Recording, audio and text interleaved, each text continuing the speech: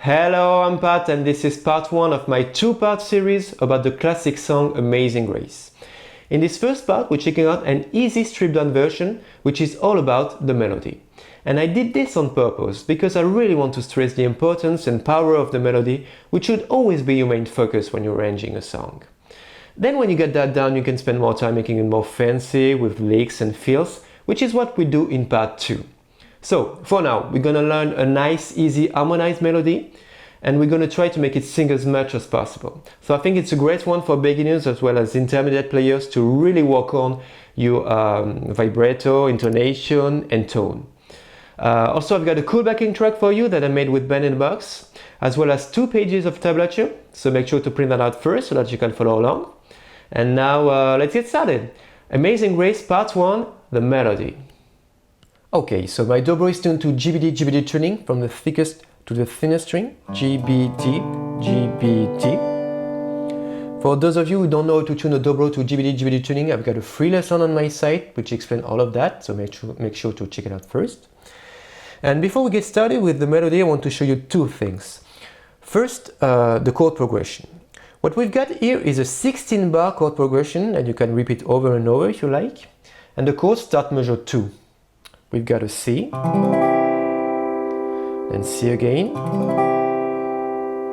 then F, then C, C,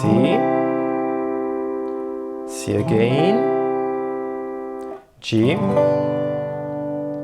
G7, C, C again, F, C, C again, G, C, C.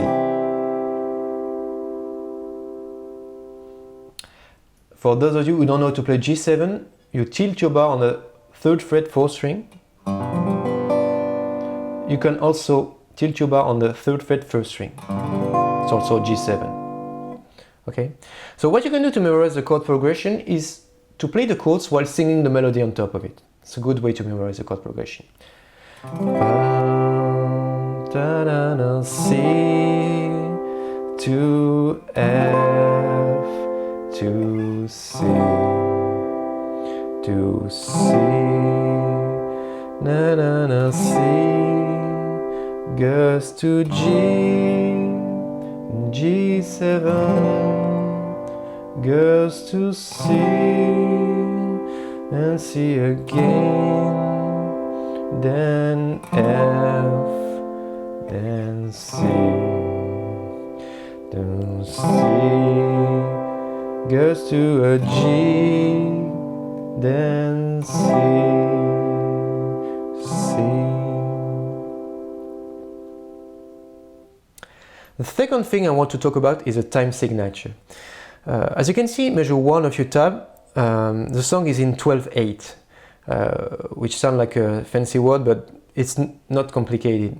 That just means that there are 12 8th notes within the bar. So the way you count this is 1 and 2 and 3 and 4 and 1 and 2 and 3 and 4 and okay, just a triplet feel, nothing fancy. Triplet, triplet, triplet, triplet. 1 and 2 and 3 and 4 and okay. Now let's check out how to play the melody.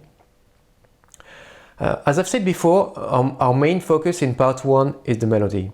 And the melody in the song is the most important thing. And whenever you're arranging a song or working on a new tune, you should always spend a lot of time on the melody, because that's the first thing that the listener hears, and hopefully what you remember too. So if you want to dive more into the subject, I've written an article on my site which talk about how to arrange a song and the importance of the melody. So those of you interested might want to check that out too. Okay, so starting measure 1, we get this. 1, 2, 3, 4.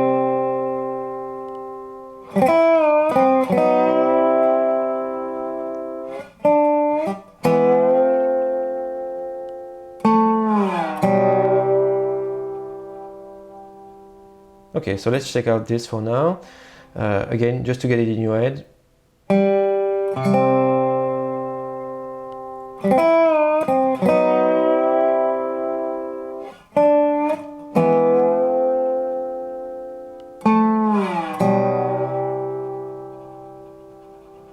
So remember, you count 1 and 2 and 3 and 4 and so measure 1.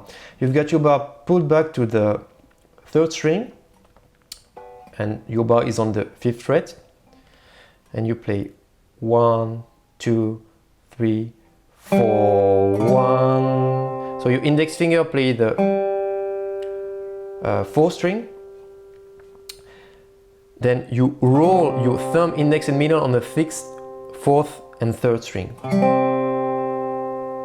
with some nice vibrato. Okay, don't forget to put some vibrato in this song, okay, because that's what will make it come to life and sound, you know, beautiful, I hope.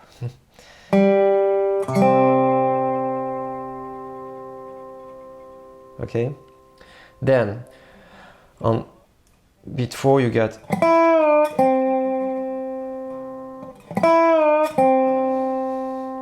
you've got your bar tilted up on the 2nd string, 5th fret. You play thumb, index and middle on the 4th, 3rd and 2nd string. So your strings here are muted, okay, and you roll.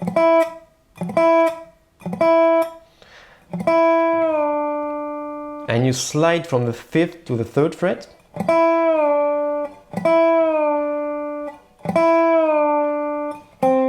And then your bar is on the 3rd string this time, and you play with your index finger. Tilted up again, okay?